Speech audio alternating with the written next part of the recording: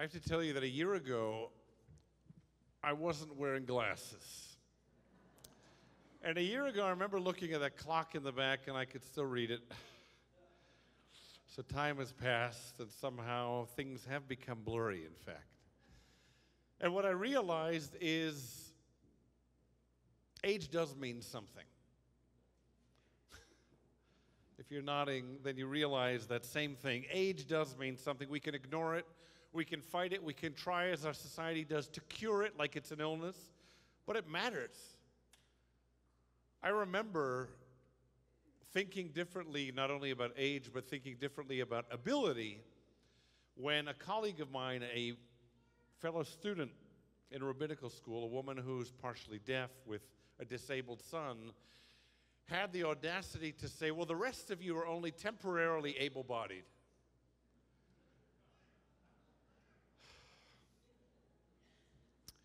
And I was shocked. I was shocked at her nerve that she had the gall to lay that on all of us. Because I always thought there are able people and there are disabled people, and those we care for who are disabled, but the rest of us are able-bodied, thank God. And then in this last year, I realized that that's my myth. And maybe that's all of our myth till we realize it's undoing. Until one day we read in our prayer book the words that are out of this prayer book for some reason, but should be in our prayer book. We say, God, do not forsake us as we grow old. That's part of our prayer service. God, do not leave our side as we age, as we fade in our abilities, in our strengths. God, stay with us as ever. When we were ambitious and young and had goals and dreams, God seemed to be there every time we prayed and said, thank God for this and that. But now, as we age in our lives, we ask God in a quieter voice, please, God, still be with me. I don't run this company or that company, build that building or that one, sail that ship or the other. Now I simply put one foot in front of the other with your help, God. So stay with me. What I realized in thinking about that woman's audacity, her temerity, was she was right. She was right that every single one of us, if we have the blessing of a ripe old age, if, God willing, we all become old, every one of us will have diminished capacity. And I'm not saying it to impress you. I'm saying it to say, I get it. I get it, and I have to say, this is the first year it really sank home to me. I remember at 31 going to a doctor on South Beverly Drive, and he had the gall to tell me at 31 that I had high blood pressure, which only raised my blood pressure, by the way. And I remember walking down the road, going down toward Wilshire Boulevard, because we lived on the west side, and I called my wife at the time. I called Braun, and I said, I have, yeah, that wife. Awkward moment there, but I had to clarify. She can throw with quite a distance and direction. I remember saying to her, I have high blood pressure, elevated, because I didn't want to call it high. High sounds dramatic. I said, he says, I have elevated blood pressure, because words matter when you're parsing them. And what struck me was, in that moment, he'd made me mortal, but briefly. Because then my audacity of age came back, and I strode forward, taking a tablet, saying, now again, I'm mortal. What I realized was that our bodies are frail, and they're designed to be frail. That, as I said earlier, our society sees illness, or I should say aging, as an illness that has to be at least masked, and at most cured. But God doesn't see it that way. If we look at our tradition, look to Abraham. When did Abraham become noteworthy? When he was in his mid-70s, the Torah teaches us. Sarah, Rebecca, Rachel, we don't hear about their doings until they reach an age of wisdom and maturity. Before then, they're quite simply foolish. What do we learn about Jacob? We learn about his foolishness, his lack of wisdom. What do we learn about Esau, the brotherly relationship? 20 years lost. It's only after 20 years of wisdom and age and striding through this world that they realize what it is to have estrangement. That they realize what it is to lower themselves before one another in apology and reciprocating in forgiveness. That realize that ultimately what wisdom and age teaches us is that every moment counts and relationships count even more than moments. That what enriches us isn't the vessel, but what it contains. Not merely the age that we put on the bottle, but the wine within it. And the wine within it is this. It's us sharing lives together. It's sharing the experience of this world, the challenges of this world. It's falling together and realizing there's somebody who will lift us. And sometimes it's realizing we're the ones who have the strength and the ability, either with our arms or maybe simply with our words, because our arms fail us, to lift someone else. It's realizing at any age that an embrace is timeless. It's realizing that I love you will never expire unless we let it. I think about that woman, I think about what she said, and what I realized this year as we went to Israel, a number of us on this trip in the summer, and I had another awakening. It was called a dialogue in darkness. And a dialogue in darkness was going into a blackened interior, being led by blind people. And we weren't able to see them because we didn't meet our guides until we, within this museum, were already in the dark. So we didn't know who was leading us. And they led us from one room and experience to the next. So first, I remember being in a street. There was water running, and we could hear traffic. And there was a bench, and I couldn't see the hand in front of my face. But I could hear the guide saying, "Come with me." And I felt his hand pulling me at one point, past a tree and toward a water dispenser. And then I remember being on a New York street. There was more noise. I was more discombobulated. But at the same time, he helped me because there was a bicycle in my way on the path. And then we came to a bar. We sat down at stools at the bar. And with money in our pockets that we couldn't see, we handed them to waiters who couldn't see, who gave us change. Now that's trust. And they gave us our drinks that we ordered, and they gave us the snacks that we ordered. And so we sat around tables with our guides in that last experience of blindness, which was remarkably peaceful and beautiful for us because it's temporary, because we knew we'd walk back to the light. And we sat together with our guides, and our guides said, men and women, different ages, that we didn't know and got wrong in most cases once we met them in light.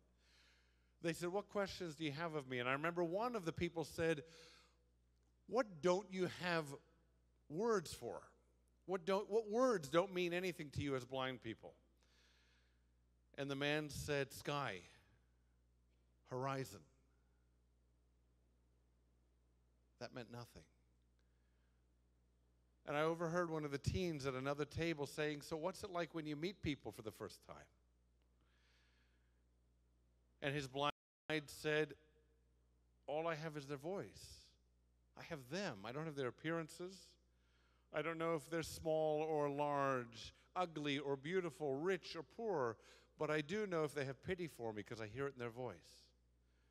I know if they're compassionate and kind, if they have a sense of humor. Because without my eyes, I have a greater sense of their soul." I say, not he. I remember hearing one of the men saying that first he had vision that he took for granted in his youth.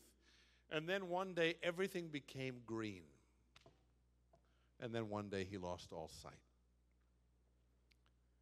The Baal Shem Tov says to us, sweeten the bitter, love it more. But how can we live something that we once had and lost? How can we age with love for aging?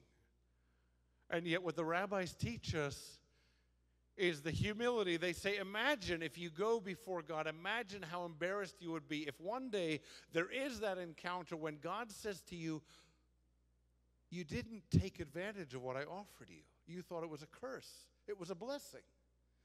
You thought that being still meant that you couldn't run, but I meant for once you could be still.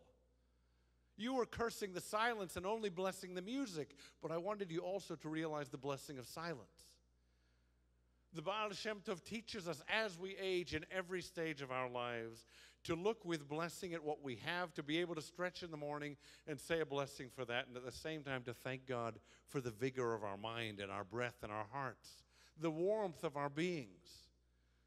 Kabbalah and Jung, mysticism and psychology, teach us that there are distinct stages in life and that they matter. We say there's youth, we say there's young adult, we say there's middle age, But what Jung said, what Kabbalah teaches us, is that there is a distinct divider in middle age between the first stage of life and the second stage of life. And what Jung and Kabbalah say is cherish both of them for their differences. In the second stage of life, what does Jung say? He says, it's time for wholeness. It's time for ingathering. It's time to realize what matters in who we are. It's time to make an account of our lives. It's time for wisdom. It's time, as Jung says, to go out of the ego self into the sense of oneness, of being together, of realizing life for each other. Kabbalah says the second stage of life is the time when we make amends, when we repent for the foolishness of the first years of our lives. That's wisdom. Kabbalah teaches us to see what we can't see, but to realize it's there. Psychology teaches us to enhance what is there, to realize more fully our potential. Imagine that you come to a stage in life and you walk through a gateway, but you don't realize because you're always looking back to see what you've lost. Our tradition teaches us open your eyes and touch the mezuzah as you pass, and realize that too is a sacred path that you're taking. Our tradition teaches us to look with humility at all the ages of our lives. One thing that I realize is, if I look in our community, who is it that volunteers the most? It's the people who are older in the community. It goes without saying. The largest number of volunteers, people living their lives for other people, are the older congregants among us. And some of us might say, well, that's because they have more time on their hands. Of course, they want to fill their time. They want to do things for others. But it isn't a wisdom teaching. A wisdom teaching says they became wise. It says the reason that they live for, not only with other people, the reason that they prioritize how they spend their time and give it to other people is because they attained a wisdom that we haven't yet reached. So we have them as exemplars in our lives. So we have role models. Not only to say, when I reach that stage in life, I too will do. But instead, remember what Baudelaire's watch said? It didn't say hands, time, hours, and minutes. It said one phrase on it. It said, it's later than you think. So when is the time to serve other people? It's today. When is the time to live outside our beings? It's today. Remember that when a little child grows, as an infant, first their instinct is to live. And so their first sound is a shry. It's a cry for their mother's breast or their mother's arms or for warmth or clothing. And as they grow, the parents protect them. But again, the parents are listening because the world evolves around that little being. And then I sit with them around age 12, 13. And the awakening that I have to give them is the world doesn't actually evolve around you, though mom or dad might have led you to think so. And really, beyond the humor of it, the irony of it, there's truth in it. Because what I hope that they'll see is that their child existence can't be anymore, otherwise they won't develop. They have to develop to us and them. They have to have a change of vision. I remember learning about flat fish. And they say that flat fish evolved because once they had eyes on both sides of their head, and then at some point in their evolution, they shifted, both eyes shifted to one side, so we have that beautiful halibut. But think about that as a metaphor for us. At what stage in our lives do our eyes shift? At what stage will they shift? At what stage do we say, it's time for me to evolve? It's time for me to look out and see what the world is asking of me. It's time for me to contribute and participate in this story instead of saying, what can this story hold for me? It's time for me to look at a prayer book and not merely look for the word me or the word I, but to look for the word them and the word us. And to ask myself, who will enrich me, but who will I enrich in this year to come? I think about that experience of hearing a man say that he doesn't know what the sky is and what the horizon is. I think about the experience of traveling with a 95-year-old man on our trip, a family trip, and maybe the most inspiring person, no offense to the rest who are there, was Alvin, who was 95 years old, who wanted to participate in everything that we did and got married 2 Mondays or 3 Mondays ago. I also remember a woman whom I admired and still admire because I realized in her age there were moments when the guide said to her, no, you can't. You have to stay. Stay in the bus. Stay in our hotel. You can't participate in this. And I watched her responding to that, and it changed me. Because it wasn't sympathy, it was empathy. I realized somebody had the nerve to say, you can't. And how dare anyone say you can't to another human being? And yet the reality was it was said out of truth and compassion. I say this because I hope that we change our vision of one another in the year to come. Not merely ourselves. If we change our view of ourselves, we're enriched. It's a better year. But if we change our vision of one another and not merely see age or face, but listen to voice, not merely listen to who a person is, but listen to who they are in terms of their being, their essence. Not only what they were, but what they are today. Can we look to each other and see wisdom? Can each of us focus on widening our lens to take in more of one another? I remember someone asked me a couple of years ago, how do you deal with difficult people after a particularly difficult encounter with someone? And I said then, and I'll repeat, it's my mantra, I widen my lens. I look at the person who challenges me in that moment, and beyond seeing the challenge, I look to their charity. I realize how much they volunteer. I realize how loving they are to their granddaughter. I realize what they do for others. I realize when we ask, they put their hand up and said, yes, I will. And that allows me to love and embrace and to serve that other human being. I want to suggest that this year, in these high holy days, we take time to focus on our focus, on our ability to see more clearly, to see ourselves and to see one another. As time ages us, instead of running away from it, let's celebrate that gift. Say, thank you, God, for this too. As we look to our sages, we see old people who lived wisely and well. As we look to one another, let's look at people of all ages and realize the examples of their lives. We live in an age where there's something that I never grew up hearing called a bucket list. Rated PG, I think. And I want to suggest a bucket list for the new year.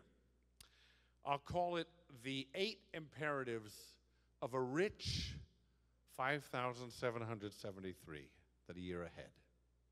Repair a broken relationship, because it's begging you this year to do something different.